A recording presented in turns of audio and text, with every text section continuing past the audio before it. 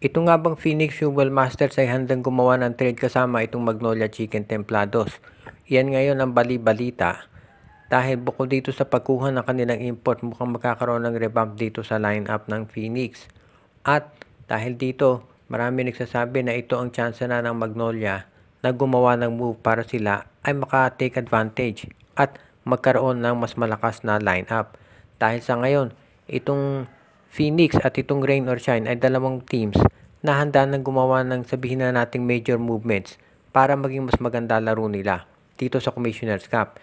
Itong Rain or Shine, maganda ang naging performance dito sa Governor's Cup, nakaabot sila sa semifinals. Pero hindi sila umubra dito sa TNT, kaya ngayon, itong si Coach Yeng Guiao ay handa na raw gumawa ng trade kasama itong iba't ibang koponan, kahit SMC, MVP Group o Converge, kahit sinong team dyan, basta mapapalakas yung lineup nila.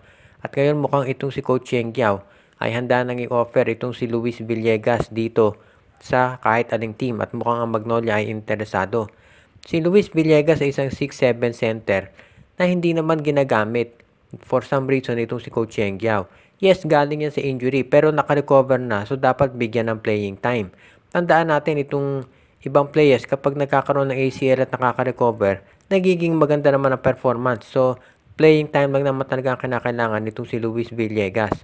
At kung yan ay mapupunta sa Magnolia, sa tingin ko magkaka-playing time siya dyan.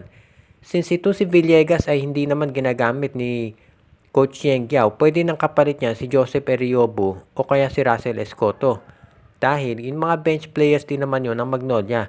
Magiging fair trade yun dahil hindi rin naman nagagamit masyado yung mga nabanggit. So, hindi pwedeng sabihin na one-sided yan. Kaya sa tingin ko, kung sakaling mangyari ang trade na yan, magiging malaking bagay sa Magnolia ito si Villegas.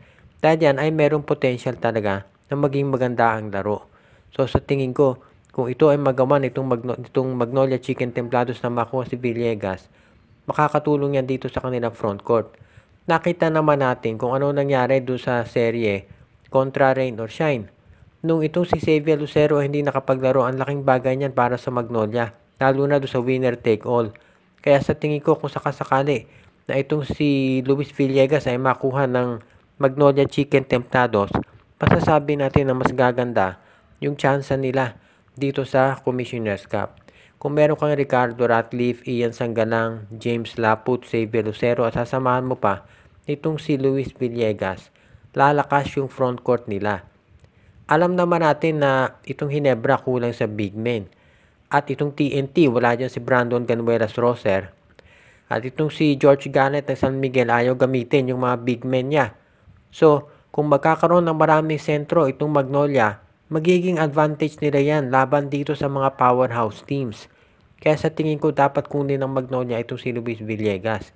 Anyway, wala namang mawawala sa kanila kung susubukan nila. Dahil ang ite-trade lamang nila dyan ay itong si Eriobo o kaya si Escoto.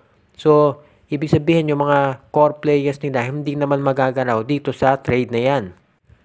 Kaya itong bagay na to ay dapat gawin talaga ng Magnolia. Pagdating naman dito sa Phoenix, well, pwede nilang kunin dyan itong si Kai Balungay o kaya itong si Ken Taffin. Makatutulong din yung mga players na yan. Yun nga lang, ito ay mga rotation players. So, ibig sabihin, mas mataas ang trade value niyan at hindi yan kaagad-agad ibibigay nitong Phoenix Fuel Masters. Kaya sa tingin ko, yan ngayon ang dapat gawin nitong Magnolia Chicken Templados. Kung isa doon sa dalawang teams, mas pipiliin ko itong itong Rain or Shine dahil mas malaki ang potential ni Luis Villegas at mas mababa yung kanyang trade value.